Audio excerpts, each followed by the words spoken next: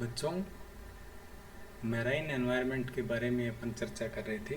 इससे पूर्व में जितने भी इफेक्टिंग फैक्टर्स थे, जिसमें temperature, light, pressure, waves, tides, water currents की बात करी थी। आज मैराइन हैबिटाट या समुद्री आवास के वर्गीकरण की बात करेंगे। जैसा कि स्लाइड में बताया गया है कि हेडगे पाथ ने 1957 में जिस तरह से फ्रेश वाटर को अपन पॉन्ड्स और लेक में डिवाइड करते हैं, उसी तरह से इसको क्लासिफाई किया मैराइन के फिजिकल कंडीशंस को देखते हुए, और वहाँ पे स्पेसिफिक काइंड्स के जो प्लांट्स और एनिमल्स मिलते हैं। मैराइन हैबिटाट को दो भागों में बांटा गया, जिसमें एक तो पिलेजिक और एक बेंथिक। पिलेजिक जो पार्ट है वो ओपन सी एरिया है। जैसा इसमें बताया गया है कि pelagic zone it includes the entire water mass lying above the ocean floor. The pelagic region has been horizontally divided into two parts, Neritic zone and oceanic zone. यानी ऊपर का जो सुपरफिशियल पार्ट है ओशियन का या समुद्र का, वो पिलेजिक पार्ट कहलाता है। और पिलेजिक को हिंदी में आप लोगों ने बीएससी वगैरह में पढ़ा होगा, थर्ड ईयर में, बेलावर्ती क्षेत्र कहते हैं हिंदी में। जबकि दूसरा जो पार्ट है इसका वो है benthic zone. Benthic means bottom से मतलब है कि सी बॉटम वाला एरिया है, वो इसका बेंथिक जोन कहलाता है। और जो बेंथिक जोन है सी बॉटम वाला, इसको आगे दो भागों में बांटा गया है। जहाँ तक लाइट पहुँचती है उसका लिटोरल जोन, लाइटेड और लिटोरल जोन, और दूसरा पार्ट है वो डीप सी। आज जो बात करेंगे केवल बेलावर्ती जो क्षेत्र है इसकी बात करेंगे। बेलावर्ती क्षेत्र की जो इकोलॉजी है,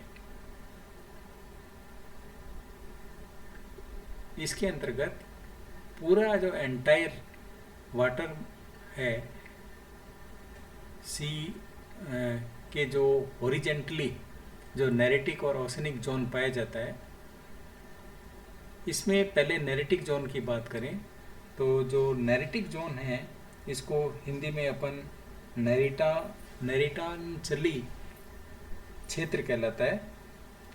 इसके अंतर्गत पानी का वह क्षेत्र होता है जिसमें 200 मीटर की गहराई तक के एरिया को अपन लेते हैं। और जो ये समुद्र का किनारा होता है, ये धीरे धीरे जेंटली स्लोप की तरफ चला जाता है। और जहाँ पे इसका स्लोप ढलान चालू होता है उसको अपन कॉन्टिनेंटल शेल्फ कहते हैं, महाद्वीपीय शेल्फ कहलाता है।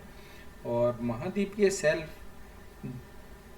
के पश्चात एकदम से सीधी ढलान जो है समुद्र में मिलती है अपन को, उसको कॉन्टिनेंटल स्लोप कहते हैं।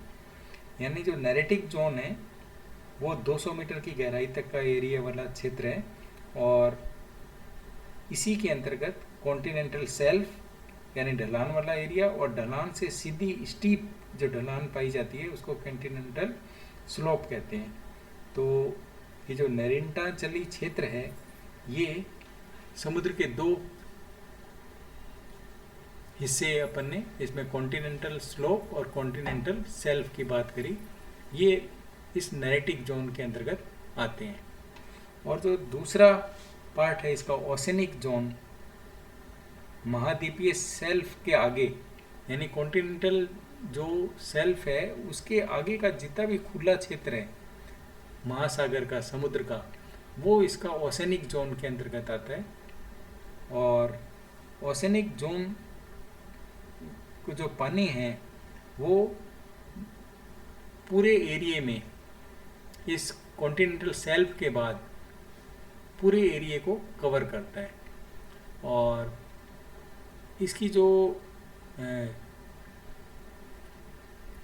लाइट की इंटेंसिटी के आधार पे पिलेजिक जोन को वर्टिकली दो भागों में बांटते हैं। जैसे ये जो पहला जो मैंने दो पार्ट बताए आपको, नैरेटिक जोन और ओशनिक जोन, ये तो हॉरिजेंटली इनका वर्गीकरण क्लासिफाई किया गया था, लेकिन जो लाइट की इंटेंसिटी के आधार पे जो बेलापवर्ती क्षेत्र है या पिलेजिक जोन है, इसको दो भागों में बांटते हैं। एक तो कहलाता है यू फोटिक जोन और दूसरा है euphotic zone. Eu means true, photo means light.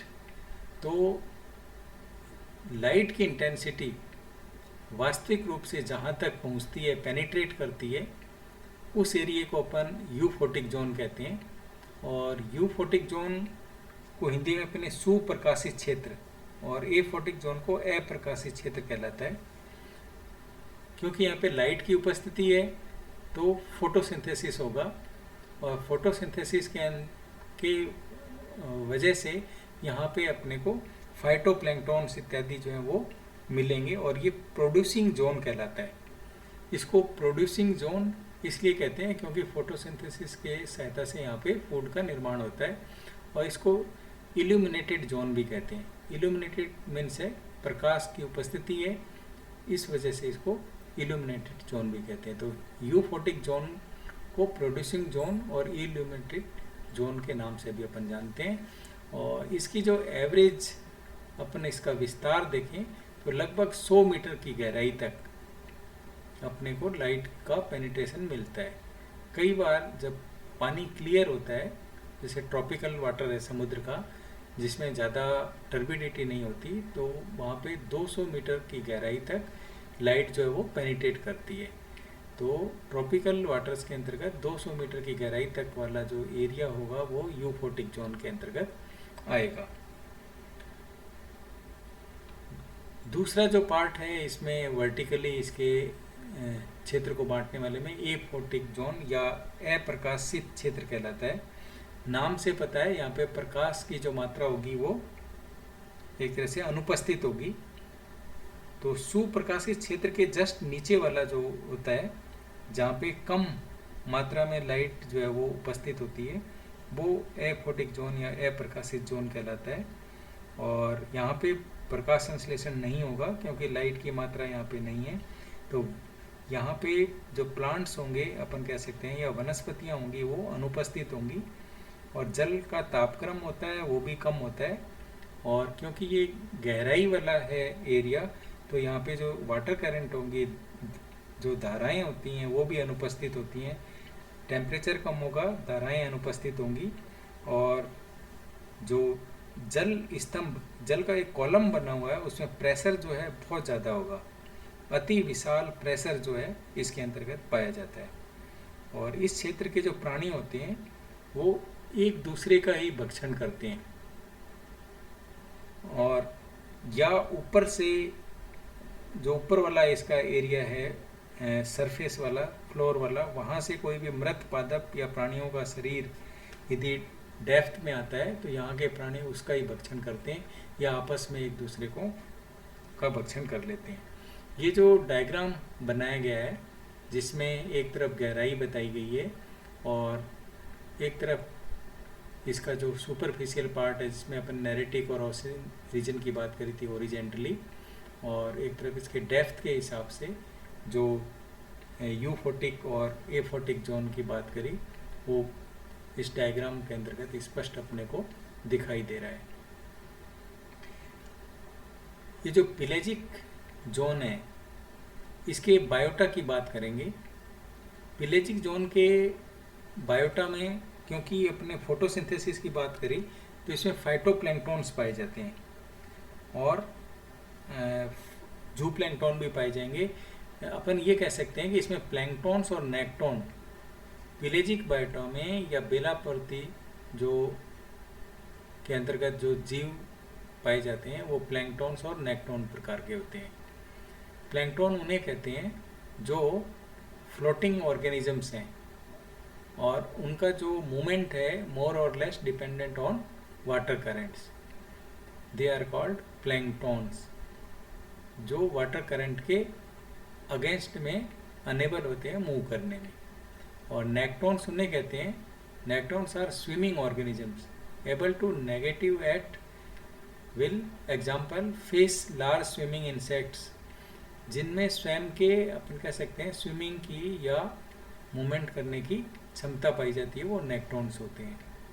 इसी तरह से न्यूस्टोन और होते हैं। तो neuston are the organism swimming और resting on the surface but they are at least importance in the pelagic region. तो 3 तरह के बायोटा इसमें मिलेंगे अपन को पिलेजिक में, प्लैंकटन, नेक्टॉन और न्यूस्टोन। जो आज थोड़ा सा केवल प्लैंकटन के बारे में बात करेंगे। जो पिलेजिक रीजन में प्लैंकटन पाए जाते हैं उनको, जैसे मैं पूर्व में भी बीच में बता चुका हूँ कि 2 तरह से 2 हिस्सों में बांटते हैं अपन इनको, फाइटोप्लैंकटन और जूप्लैंकटन। फाइटो मीन्स प्लांट, यानी जिनमें फोटोसिंथेसिस पाया जाता है वो फाइटोप्लैंकटन्स कहलाते हैं, और जिनमें फोटोसिंथेसिस नहीं होता वो जूप्लैंकटन कहलाते हैं।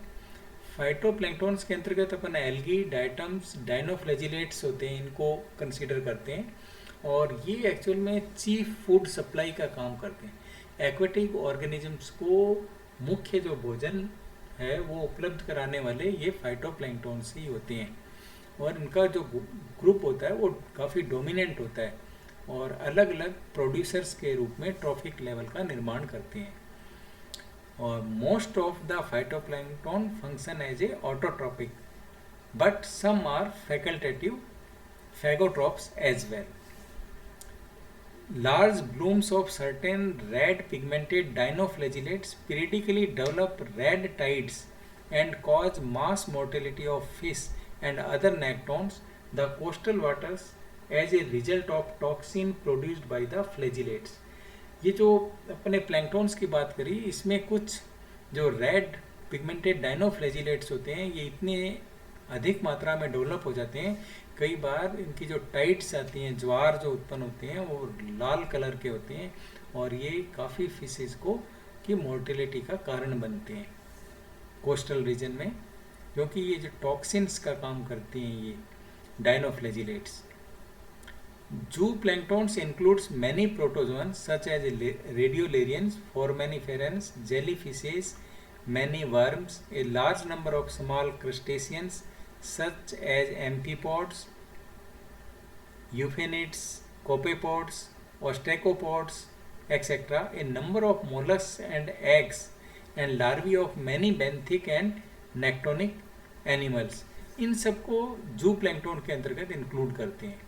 केवल रेडियोलेरियंस, प्रोटोजोअन्स, फोरमेनिफेरेंस ही नहीं, जो जेली फिशेज होती हैं, इसके अतिरिक्त जो क्रस्टेशियंस लार्वी की फॉर्म्स हैं, कोपेपॉड्स हैं, ओस्टेकोपॉड्स हैं, मोलस्क हैं, ये सभी इसके अंतर्गत ही शामिल होते हैं। प्लैंकटन्स के बाद बात करी थी अपन ने नेक्टोन्स की। नेक्टोन्स में मोलस्कन्स, फिशेज, बर्ड्स और मैमल्स आते हैं। Mollusks represented by the squids, fish by shark, flying fish, herring, mackerels, and mammals by the seals, porpoises, dolphins, whales. Fish occur more abundantly in neritic waters than in the open sea. Neritic जो reason है इसमें fishes की मात्रा बहुत अधिक पाई जाती है open सी के मुकाबले में। Birds like many other marine animals are more numerous in the neritic zone than in the open sea. In the open ocean are found only penguins, albatross, shearwaters and petrels, and even these species become more common shoreward. Other marine species in neritic waters are tropical birds, pelican, cormorants, ducks and gulls. आज बच्चों इतना ही। आगे जू plankton को विस्तृत रूप से लेंगे जो कि ओशियन वाटर में पाए जाते हैं।